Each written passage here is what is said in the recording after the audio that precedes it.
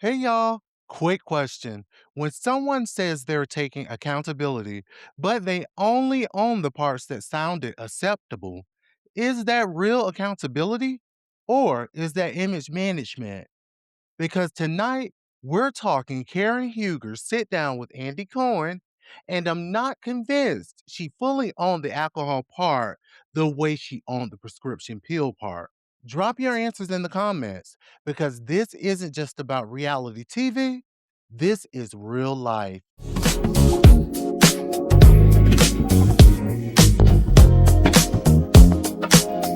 What's up, everybody? It's Kenzie, and welcome back to Cocktails with Kenzie, where hot topics and entertainment meet real life. Now, if you're new here, clips are on Tuesdays, full episodes on Wednesdays at 6:30 p.m. So hit that subscribe and turn on all notifications. All right, just a quick disclaimer. This is commentary based on publicly reported information. Allegations are alleged unless confirmed. We're keeping it respectful and we're keeping it real. Tonight's drink is called the Clean Slate Cooler because sometimes you don't need more talking. You need a clean slate and better choices. You'll start by adding 1.5 ounces of Crown Royal, half an ounce of fresh lemon juice, half an ounce of honey syrup, a splash of ginger ale or sparkling lemonade, and then also splash it with cranberry juice. Make sure to serve it over ice. Enjoy and drink responsibly. Let's start with the Real Housewives of Potomac again, right? Because Karen's sit down wasn't just reunion tea, it was consequences, it was recovery, and it was accountability. And it was messy. Now, come in close. Here's the background. Karen's legal situation stems from a March 2024 incident where she crashed her car and was arrested on DUI related charges. Now, if you remember, body cam footage from the arrest scene showed her appearing visibly intoxicated. I am. No, Ray, I am. Put your I bag. am, Ray. You got your bag here. I'm you. And Hold he, it. Hold it, honey. Hold it. I didn't do this. Just Huh? here. And no. Okay. I don't know what this is. Watch out, there's some barf on it there. Huh? Ray, There's some throw up on it there. Remember? I think You remember how to Okay, ma'am, can you get your driver's license for us, please? No, Huh? you cannot. Okay. You ready? Karen. Okay. Let me ask you a She's question. not free to leave. Okay? I understand this. I need to talk to her. Okay. So, Okay. What so do you're you saying need to know? What do you need Hold to on, know, hold on. sir? Let me answer his questions. And No, then I am the no, let me- person that was Karen. driving. Okay, you were the I person know that what was happened. driving. I understand that, but I need your driver. In court, a jury found her guilty on most charges, and she was later sentenced to 2 years with 1 year suspended, plus probation. Now, this is where context matters. Prosecutors pointed to prior alcohol related convictions dating from 2006 to about 2011. And for years on the show, Karen has been accused by castmates of having alcohol related issues. So when this happened, the audience didn't experience as random. They experienced it as a pattern finally becoming public. Now, to the sit down detail that stuck with me. Karen said she rejected her legal counsel's advice to accept a plea deal because she was in denial. And she said she was still under the influence of prescription drugs and alcohol at the time. Didn't even watch that film. I didn't allow Ray to watch that film, so I didn't have input from my husband. So I couldn't relate to what my lawyers were telling me, which they were giving me great advice, like, Karen, take a plea deal. Let's get you a plea deal because the video is going to nail you. But I hadn't seen They it. said Yeah. the video's going to nail you. Yes, they did. Take a plea deal. Yes, they did. And you said, Because I hadn't seen it, I was still in denial and still under the influence. under the influence of what? Prescriptive drugs and drink. Alcohol. Okay. Yeah. So you were cloudy I was cloudy. and you were in denial. And I was in denial. Now, here's my opinion, and I'm saying this respectfully, okay? I don't feel Karen took full accountability when I watched it, especially not for the alcohol portion. The way she took accountability for the prescription pill portion of it was a little bit more. When was the last time you had a drink? I would say it was after my accident. And do you consider yourself an alcoholic?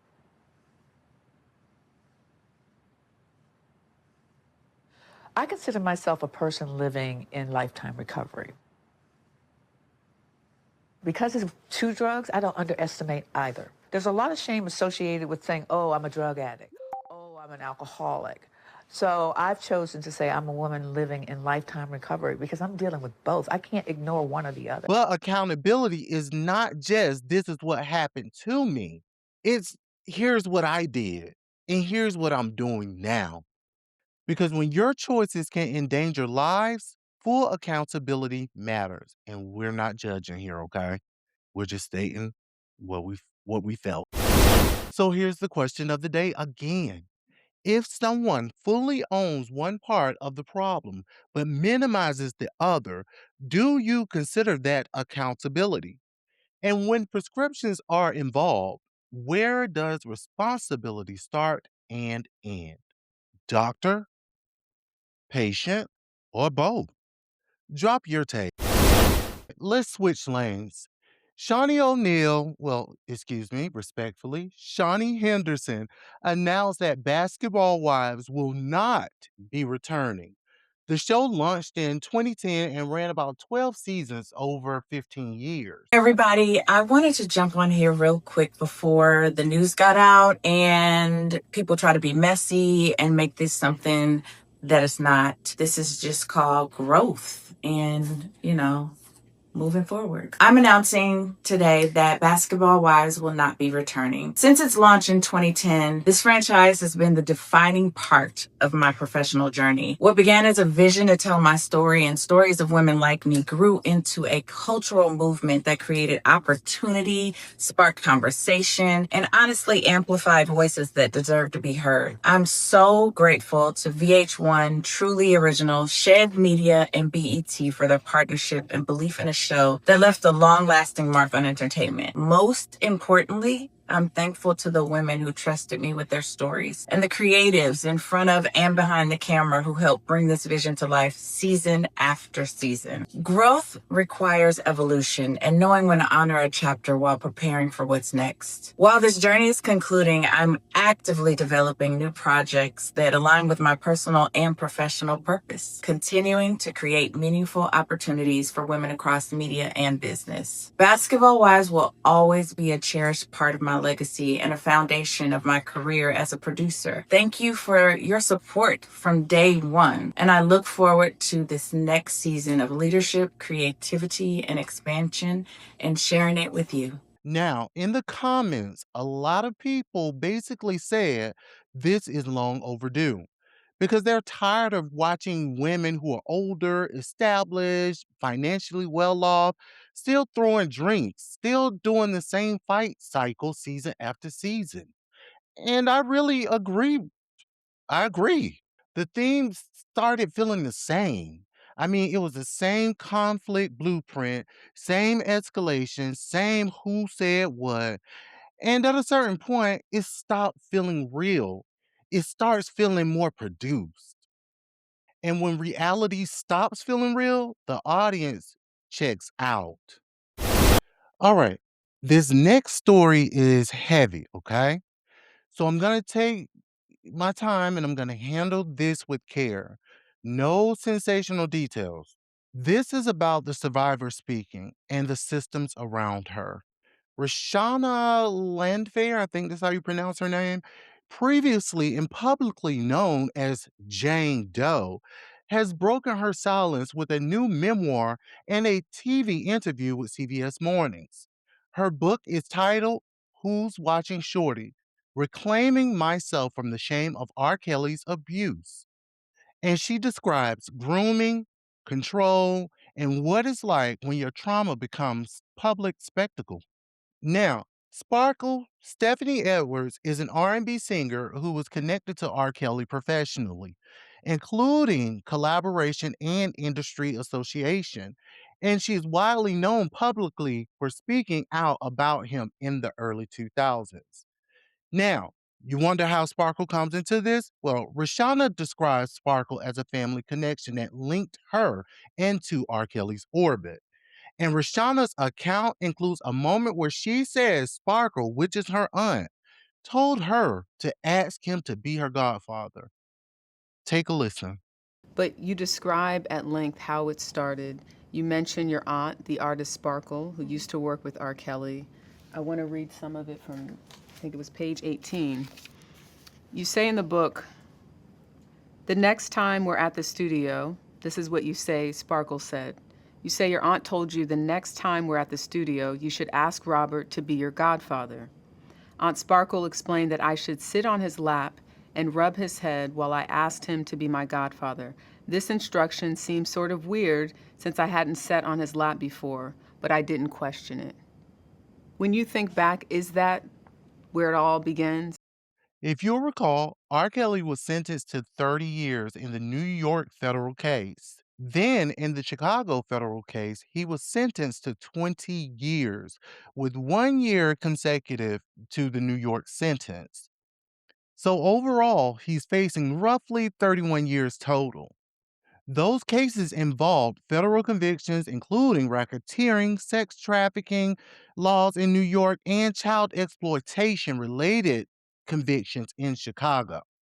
Now, this is the conversation I want to have. Why does it take decades for people to stop treating trauma like gossip? Because I've been reading some of the comments, and it makes me wonder why do survivors have to be perfect to be believed? And when someone finally speaks, why is the first reaction still, where were you? Maybe the better question is, what kind of world makes it feel unsafe to speak out at all? Ripped from the headlines.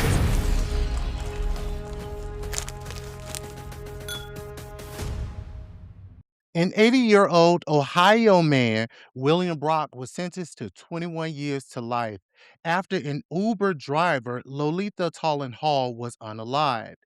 Here's what makes this case so disturbing. Both the man and the Uber driver were manipulated by the same scam. Reports say the man received a call claiming a relative needed bail money, about $12,000. The scammer then directed him to hand the money to someone arriving at his home. But the person who arrived was the Uber driver, sent there unknowingly to pick up a package as part of her job. Now, the prosecutor said she was unarmed and she pleaded with him, trying to explain she was just doing her job. He fired on her multiple times, and later, the scammers responsible still had not been identified at the time of the reporting. Here's the takeaway: scammers weaponize fear, they weaponize urgency. And when people are scared, they can make irreversible decisions against innocent strangers. So please talk to your elders about scams. Set up family code words, verify before reacting, because this story, the cost was a life, 2 lives. All right, y'all. Drop your answers to the question of the day. Was that full accountability or selective accountability? And make sure you visit www.crownbykenzie.com. Scroll down to our videos or our podcast to find the Cocktails with Kenzie YouTube page for audio and video. Make sure you subscribe, like, comment, share, because it helps this channel more than you know. And if you've got a question and you need advice, click on Kenzie's Royal Court and submit it, guys. I love y'all for watching. Be safe, be smart, drink responsibly, and I'll see y'all in the next video. Cheers.